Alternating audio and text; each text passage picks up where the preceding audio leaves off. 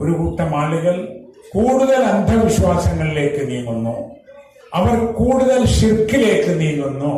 ഒരിക്കലും ഇസ്ലാം അംഗീകരിക്കാത്ത പദങ്ങൾ ഇവിടെ ജീവിച്ചുകൊണ്ടിരിക്കുന്നതും മരിച്ചവരുമായ അവരുടെ വിശ്വാസപ്രകാരം മഹാന്മാരും ഔലിയാക്കളും എന്ന് പറയുന്ന ആളുകളെ പറ്റി പറയുന്നു.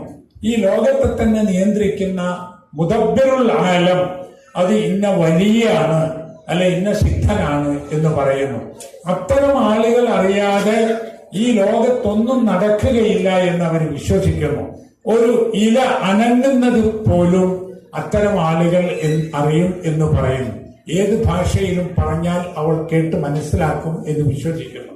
അങ്ങനെയാണെങ്കിൽ പിന്നെ വലം യകുല്ലഹു കുഫുവൻ അഹദ് സൂറത്തുൽ ഇഖ്ലാസിൽ വളരെ കൃത്യമായി പറഞ്ഞ അല്ലാഹുവിന് തുല്യരായി ആരുമില്ല എന്ന് പറഞ്ഞത് ഇനി എന്തിലാണ് എന്നത് ആളുകൾക്ക് മനസ്സിലാകാതെ വരുന്നു.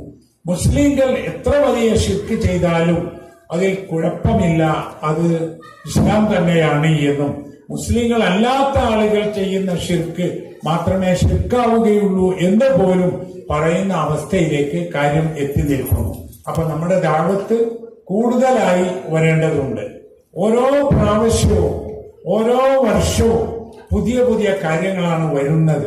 ഈ അന്ധവിശ്വാസങ്ങളൊക്കെ വന്നതിൽ അതിന്റെ ഒരു തുടക്കം യഥാർത്ഥത്തിൽ ഷിയാക്കളിൽ നിന്നാണ്. നമ്മൾ അഹ്ലുസുന്നയാണ്, അഹ്ലുസുന്നത്തി വൽ ജമാഅ.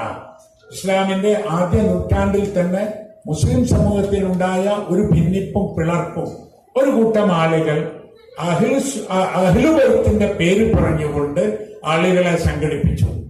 എന്നിട്ട് അതിന് ഷിയാത്ത് അലി എന്ന് പേര് പറഞ്ഞു. അത് പിന്നീട് ഷിയാക്കൾ എന്ന് അറിയപ്പെട്ടു. അതിന് അഹ്ലുബൈത്തോ അലി റളിയല്ലാഹു അൻഹുവോ അദ്ദേഹത്തിന്റെ മക്കളോ ഉത്തരവാദിയല്ല. അവരൊക്കെ അഹ്ലുസുന്നയാണ്. നമ്മളും അഹ്ലുസുന്നയാണ്. യഥാർത്ഥത്തിലുള്ള സുന്നികളാണ് നമ്മൾ.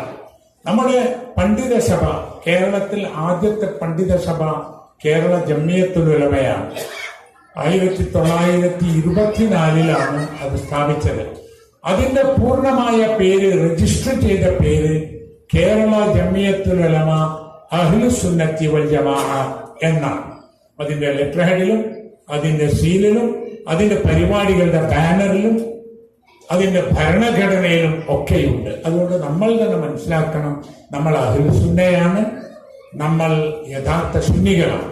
സൗദി അറേബ്യയിലുള്ള വലിയ പണ്ഡിതന്മാർ, ആ പണ്ഡിതന്മാരൊക്കെ പറയലും അവരെഴുതലും നഹ്നു